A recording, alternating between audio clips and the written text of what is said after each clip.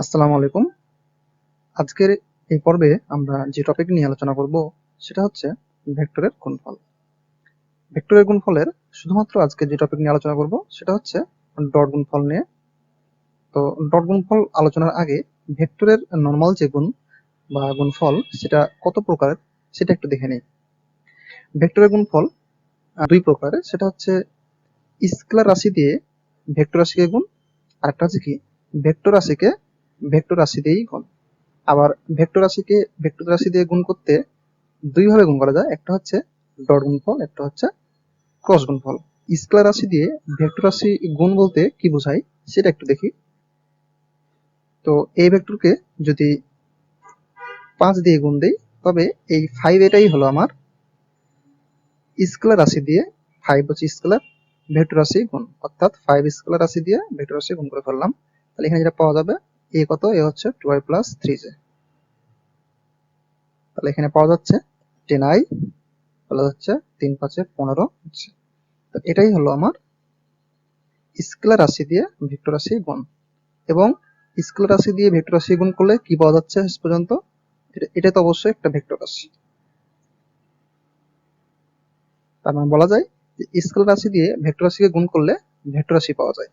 আরেকটা হচ্ছে কি ভেক্টর রাশি দিয়ে ভেক্টর রাশি গুণ, অর্থাৎ এখানে দুইটা আছে, এখানে ডট গুণফল আর ক্রস গুণফল।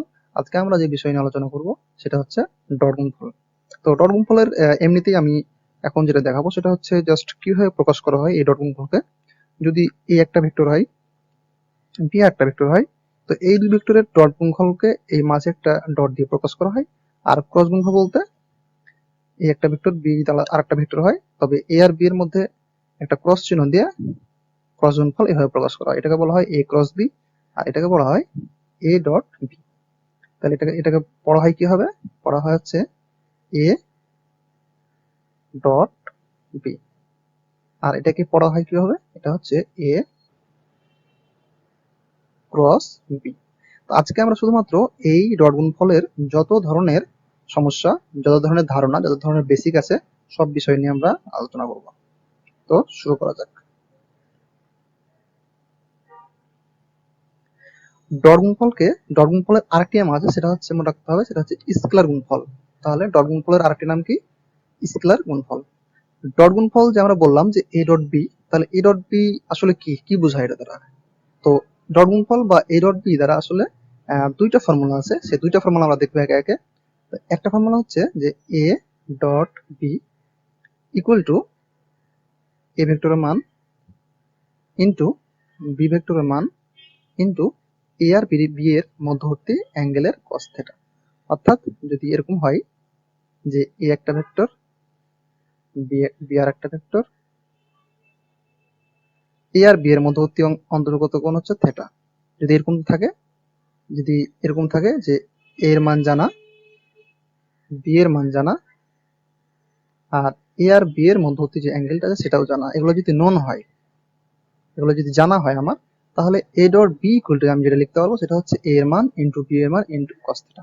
তাহলে এক্সাম্পল হিসেবে যদি বলি যে এ এর মান হচ্ছে 5, বি এর মান হচ্ছে 10, আর এ আর বি এর মধ্যবর্তী যে অ্যাঙ্গেল সেটা হচ্ছে 30 ডিগ্রি। তাহলে A dot B equal to কত হবে, তাহলে A dot B equal to হবে এই ফর্মুলা অনুযায়ী, এ এর মান ইন্টু বি এর মান ইন্টু কস থিটা। তাহলে ইকুয়াল টু হবে এ এর মান কত, এর মান হচ্ছে 5, বি এর মান কত, বি এর মান হচ্ছে 10, কস থিটার মান কত, কস থিটার মান হচ্ছে আমি কস 30 ডিগ্রি। তাহলে এগুলো যদি ক্যালকুলেটর বসিয়ে দিই তাহলে যেটা পাবো সেটা হলো 43.30। তাহলে এখানে যেটা পাওয়া গেল সেটা হচ্ছে এ আর বি এর ডট গুণফল করার ফলে একটা কি পাওয়া যাচ্ছে, এটা হচ্ছে মান পাওয়া যাচ্ছে, সেটা অবশ্যই একটা স্কেলার রাশি। এজন্যই ডট গুণফলকে বলা হয় স্কেলার গুণফল। কেন, কারণ ডট গুণফলের মাধ্যমে দুইটা ভেক্টরের গুণ করে একটা স্কেলার মান পাওয়া যায়, দুইটা ভেক্টরের ডট গুণফল করে একটা হচ্ছে স্কেলার মান পাওয়া যায়, এজন্যই ডট গুণফলকে স্কেলার গুণফল বলা হয়। তাহলে এখানে কি জানলাম, কি শিখলাম আমরা, আমরা শিখলাম যে দুইটা ভেক্টরের ডট গুণফল ইকুয়াল টু প্রথম ভেক্টরের মান ইন্টু দ্বিতীয় ভেক্টরের মান ইন্টু ওই দুই ভেক্টরের মধ্যবর্তী যে কোণ আছে সেই কোণের কস থিটা। এখানে কি জানবো, a এর মান জানা যদি থাকে, b এর মান যদি জানা থাকে, এবং a আর b এর মধ্যবর্তী যে কোণটা আছে সেটা যদি জানা থাকে, তাহলে a ডট b আমরা এভাবে বের করবো। আচ্ছা, আরেকটা ফর্মুলা আছে a ডট b এর, সেটা হচ্ছে যে a dot b equal to, যদি এরকম হয় কখনো যে এই ভেক্টরটাকে এভাবে প্রকাশ করা হয়েছে যে xi প্লাস ayj প্লাস হচ্ছে azk, অর্থাৎ এই ভেক্টর আর বি ভেক্টরকে তার ভেক্টর আকারে প্রকাশ করা হয়েছে। এটা হচ্ছে bxi প্লাস byj প্লাস হচ্ছে bzk। যদি কখনো a আর b এ আকারে থাকে, তখন সরাসরি আমরা a dot b vector equal লিখতে পারবো এই আই আর আই যে সহগগুলো আছে সেগুলো জাস্ট গুণ, তাহলে x into bx plus j এর সহগগুলোর গুণ, তাহলে ay ইন্টু হচ্ছে by প্লাস হচ্ছে k এর যে সহগগুলো আছে সেটা গুণ, তাহলে az ইন্টু হচ্ছে bz। তাহলে যেটা বুঝলাম সেটা হচ্ছে কি, যদি দুইটা ভেক্টরের ভেক্টর প্রকাশ থাকে তবে তাদের ডট গুণফল কিভাবে বের করবো, জাস্ট আই এর গুণফলের আই এর যে সহগগুলো আছে সেগুলো হচ্ছে গুণফল প্লাস জে এর সহগের গুণফল প্লাস কে এর সহগের গুণফল, তাহলে কি পাবো, এটা হচ্ছে আমরা এ ডট বি এর আরেকটা ফর্মুলা পেয়ে গেলাম। এখন এ ডট বি এর এই ফর্মুলাটা ঠিক কিভাবে আসলো সেটা আমরা একটু পরে দেখবো। তাহলে আমরা এ পর্যন্ত যেটা শিখলাম সেটা হচ্ছে এ ডট বি এর জাস্ট দুইটা ফর্মুলা শিখলাম। এটা হচ্ছে কি, যে A dot B equal to A এর মান ইন্টু বি এর মান ইন্টু কস থিটা। আরেকটা শিখলাম যে A dot B equal to হচ্ছে এটা। তাহলে এটা, এই দুটোই হচ্ছে ডট গুণফল, এবং ডট গুণফলকে স্কেলার গুণফল কেন বলা হয়, এই জন্যই বলা হয় যে ডট গুণফল করার ফলে যে মানটা পাই সেটাই একটা স্কেলার ভ্যালু। এখানে আরেকটা জিনিস আমাকে খেয়াল রাখতে হবে, সেটা হচ্ছে যখন আমরা এটা দেখলাম যে ডট গুণফলের দুইটা ফর্মুলার মধ্যে একটা ফর্মুলা ছিল জাস্ট এ এর মান ইন্টু বি এর মান ইন্টু কস থিটা। এই কস থিটাটা আসলে এই অ্যাঙ্গেলটা, এবং এখানে মনে রাখতে হবে এই থিটাটা হচ্ছে ক্ষুদ্রতম, ক্ষুদ্রতম কেন ক্ষুদ্রতম এ আর বি এর মাঝে, কেন ক্ষুদ্রতম এ আর বি এর মাঝে, সেটা হচ্ছে কারণ এ ভেক্টর যদি এটা হয়, বি ভেক্টর যদি এটা হয়, তাহলে এখানে আসলে দুইটা কোণ তৈরি হয়েছে এ আর বি এর মাঝে, একটা হচ্ছে এটা আর একটা হচ্ছে এই অ্যাঙ্গেল এটা। এটা হচ্ছে, এটাকে বলা হয় প্রবৃদ্ধ কোণ। তো প্রবৃদ্ধ কোণ হচ্ছে, এটা যদি থিটা হয় তাহলে প্রবৃদ্ধিটা হবে কত, 360 থেকে থিটা ডিগ্রি বাদ। এখানে দুইটা কোণ হয় এ আর বি এর মাঝে সবসময় দুইটা কোণ, তো ক্ষুদ্রতম যে কোণটা আছে সেই ক্ষুদ্রতম কোণের কস থিটা নিতে হবে, এটা কিন্তু মনে রাখতে হবে। এই পেজে আমরা দেখব দুইটা ভেক্টরের ডট গুণফলকে আরো কিভাবে প্রকাশ করা যায়। যেমন এখানে বলা আছে যে a dot B vector equal to a এর মান ইন্টু বি এর মান ইন্টু কস থিটা। আবার এটা এগুলো লেখা আছে কি, যে a এর মান ইন্টু a এর ওপর b এর অভিক্ষেপ, a এর ওপর b এর লম্ব অভিক্ষেপ।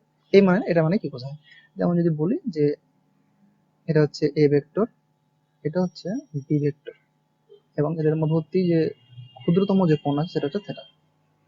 তাহলে a dot B, a dot B গুলো কি হবে, a এর মান অর্থাৎ এই ভেক্টরের মান ইন্টু a এর উপর b এর লম্ব বিক্ষেপ, a এর উপর b এর লম্ব বিক্ষেপ বলতে a থেকে b এর উপর যে লম্বটা আছে সেই অংশটুকু, এই অংশটুকু হচ্ছে আমার a এর উপর, এই অংশটি হচ্ছে আমার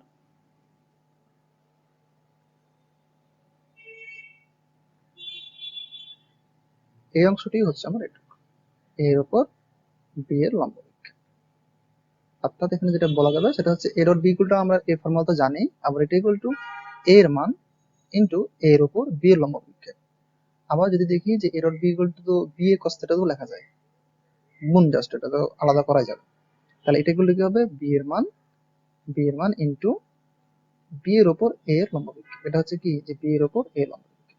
অর্থাৎ যদি এইভাবে চিন্তা করা যেত যে এটা হচ্ছে বি আর এটা হচ্ছে এ, এটা ভেক্টর আছে, তাহলে এখানে যেটা আছে সেটা হচ্ছে বি এর মান, মানে এখানে A dot B equal to যেটা হবে সেটা হচ্ছে কি, যে বি এর মান অর্থাৎ এ ভেক্টরের মান ইন্টু এ ভেক্টরের উপর এ এর লম্ব বিক্ষেপ। এ এর লম্ব বিক্ষেপ তাহলে কতটুকু, এটুকু। তাহলে এটুকু মানে কত, আসলে এটুকু মানে হচ্ছে এটা, এটুকু মানে হচ্ছে এটা, মানে বি এর উপর এ লম্ব বিক্ষেপ, আর বি এর উপর এ লম্ব বিক্ষেপ মানে এ cos থিটা। একইভাবে এ এর উপর বি এর লম্ব বিক্ষেপ হচ্ছে বি cos থিটা। এটাও কিন্তু আমাদের লাগবে। তাহলে এক্সাম্পল যদি দেখা যায় তাহলে এই জিনিসগুলো আরো ক্লিয়ার হয়। তাহলে আমরা হচ্ছে এই বেসিক গুলো ঝালানোর পর পরবর্তীতে আমরা হচ্ছে এক্সাম্পল দেখবো। এখানে আমরা যেটা দেখবো সেটা হচ্ছে ডট গুণফল কিছু নিয়ম মেনে চলে। একটা নিয়ম হচ্ছে বিনিময় সূত্র, আর একটা হচ্ছে বন্টন সূত্র। বিনিময় সূত্র ও বন্টন সূত্রটা যদি একটু দেখি তবে দেখা যাবে যে বিনিময় সূত্র যদি বলা হয় সেটা হচ্ছে বিনিময় নর্মাল এরকম যে এ আর বি এর যদি গুণফল বি আর এর গুণফল একই কথা, এটা হচ্ছে বিনিময় ফর্মুলা। এরকম এরকম একইভাবে এ ভেক্টর আর বি ভেক্টরের গুণফলটা ডট গুণফলটা কি হবে বি ডট এ এর গুণফলের একই কথা। এটা হচ্ছে আমার বিনিময় সূত্র। তো এটা একদমই সহজভাবে প্রমাণ করা যায়, সেটা হচ্ছে এরকম যে এ ডট বি এটা মানে কি, এটা হচ্ছে এ এর মান বি এর মান মধ্যবর্তী অ্যাঙ্গেল।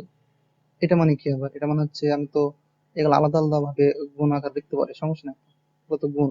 আর এটা মানে কি, এটা মানে তো বি ডট এ লেখা যায়। অর্থাৎ A dot B equal to B dot A, এটা হচ্ছে বিনিময় সূত্র। আর এই বিনিময় সূত্রটা মেনে চলা হচ্ছে ডট গুণফল।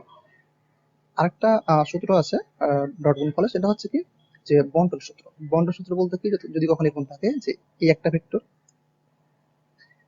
বি ভেক্টর আর সি ভেক্টর, তিনটা ভেক্টর আছে, এরকম যদি হয় যে A dot B plus C এভাবে কখনো আছে, আর দুইটা যোগ আছে, একটা জাস্ট ডট আছে। তো বন্টন মানে এমনিতেই আমরা বীজগণিতের যে বন্টন হিসাব জানি, যেমন ধরো 5 এর সাথে যদি এ আর বি যোগ থাকে, এভাবে যদি গুণ থাকে, তাহলে এটা কি ভাবে লেখা যায়, লেখা যাবে 5a প্লাস হচ্ছে 5 এ ভাবে লেখা যায়। একইভাবে এই জায়গায় হচ্ছে A dot B plus A dot C, এখানে হচ্ছে ডট আকারে থাকে। আবার এ ডট বি মানে কি, এ এর মান বি এর মান, আর এ আর বি এর মধ্যবর্তী কোণ এটা এবি, এটা মানে কি এ এর মান ইন্টু সি এর মান ইন্টু cos থেটা এসি, অর্থাৎ এ আর সি এর মধ্যবর্তী কোণ। আচ্ছা, এরপরে আমরা যেটা দেখবো সেটা হচ্ছে যে আয়ত একক ভেক্টর গুলো ডট গুণফল। আয়ত একক ভেক্টর গুলো ডট গুণফল, অর্থাৎ যদি বলি যে আই ডট আই মানে কি হবে, অর্থাৎ আই ডট জে মানে কি হবে, অর্থাৎ J dot J equal to কি হবে, অথবা কে ডট কে ইকুয়াল টু কি হবে, অথবা কে ডট আই ইকুয়াল টু কত, যে কোনো জিনিস যে আয়ত একক যে ভেক্টর গুলো আছে সেই আয়ত একক ভেক্টর গুলো ডট গুণফল কি হবে পাবো। তাহলে আমরা এমনিতেই চিন্তা করি যে এটা যদি এক্স অক্ষ হয়, এটা যদি জেড অক্ষ হয়, আর এটা যদি ওয়াই অক্ষ হয়, তাহলে এক্স অক্ষ বরাবর আছে আই, ওয়াই অক্ষ বরাবর আছে জে, আর জেড অক্ষ বরাবর আছে কে। তিনটা ভেক্টর সবসময় জানি যে এগুলো সবসময় লম্ব, পরস্পর লম্ব, আই জে কে পরস্পর সাথে সবসময় লম্ব। তাহলে এখানে যদি এমনি ডট গুণফলের যে ফর্মুলা, সেটা আমরা কি জানি যে দুইটা ভেক্টরের ডট গুণফল ইকুয়াল টু এ এর মান বি এর মান ইন্টু তাদের মধ্যবর্তী ক্ষুদ্রতম কোণের cos θ। তাহলে আমি যদি বলি যে আই এর মান 1 ইন্টু আই এর মান 1 ইন্টু এই আই মধ্যবর্তী কোণ হচ্ছে 0 ডিগ্রি, অর্থাৎ এখানে দেবো cos 0 ডিগ্রি। এটা কত পাওয়া যাচ্ছে, cos 0 মান তো 1, তাহলে এটা ইকুয়াল টু হচ্ছে 1। আই ডট আই মানে হচ্ছে, তাহলে কি পাওয়া গেল 1। আচ্ছা, I dot J equal to কত হবে, আই এর মান কত 1, জে এর মান হচ্ছে 1, আই আর জে এর মধ্যবর্তী কোণ কত cos 90 ডিগ্রি দিতে হবে। তাহলে এখানে পাওয়া যাচ্ছে cos 90 ডিগ্রি মান তো 0, তাহলে পুরো মানটা 0 হয়ে যাচ্ছে। একইভাবে জি ডট যে দেখবো সেটা পাবো 1, কে ডট কেও 1 পাবো, কে ডট জে 0 পাবো। অর্থাৎ এখানে যেটা বোঝা গেল যে একই রকম যখন হবে তখন হবে 1, একই রকম আয়ত ভেক্টর যদি হয় তখন হবে 1, আর যদি একটু উলট পালট হয়, অর্থাৎ I dot J equal to 0, J dot I equal to 0, I dot K equal to 0, K dot J equal to 0, এগুলো সবই 0 হয়ে যাবে। এগুলো সবই 0 কেন, কারণ এই দুই ভেক্টর বা এই দুই একক ভেক্টরের মধ্যবর্তী কোণ কিন্তু 90 ডিগ্রি, আর cos 90 ডিগ্রির মান কিন্তু 0, পুরো টার্মটাই 0 হয়ে যায়। আর একই রকম হলে ওই মানটা হবে 1। আচ্ছা, এর পরবর্তী পেজ আমরা দেখি, সেটা হচ্ছে দুইটি ভেক্টর পরস্পর লম্ব হলে, এটা একটা পয়েন্ট, সে পয়েন্টটা কি যে দুইটি ভেক্টর পরস্পর লম্ব হলে তার ডট গুণফল 0 হবে। তাহলে আমি যদি বলি যে এ একটা ভেক্টর বি একটা ভেক্টর, দুইটা ভেক্টর পরস্পর লম্ব হয়ে আছে, যদি এইভাবে বলা হয়, তাহলে এখান থেকে এ ডট বি যদি বলা হয়, তাহলে কি বলবো, তাহলে এ এর মান ইন্টু বি এর মান ইন্টু তাদের মধ্যবর্তী অ্যাঙ্গেলের cos θ। তাহলে এই cos θ মান তো সবসময় 0, তাহলে এই পুরো মানটা আমার 0 হয়ে যাচ্ছে। তার মানে বলা যায় দুইটি ভেক্টর পরস্পর লম্ব হলে তাদের ডট গুণফল 0। এটা হচ্ছে খুব ভালোভাবে মনে রাখতে হবে, এটা ট্রাই লাগবে।